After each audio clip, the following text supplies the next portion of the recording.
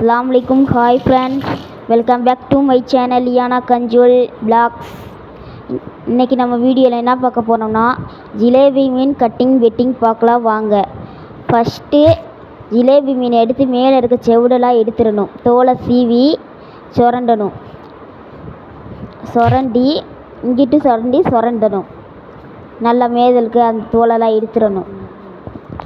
எடுத்துட்டு அடுத்து அந்த மேலே இருக்க இங்கிட்டு இருக்க அந்த முடியெல்லாம் எடுத்துடணும். செவுடு அப்படியே கட் பண்ணிடணும். நம்ம இது மாதிரி இருக்குல்ல ரெக்க மாதிரி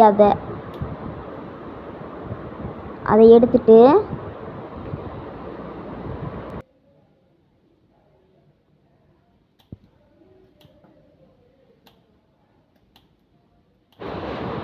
அப்படியே இங்கிட்டும் கட் பண்ணணும்.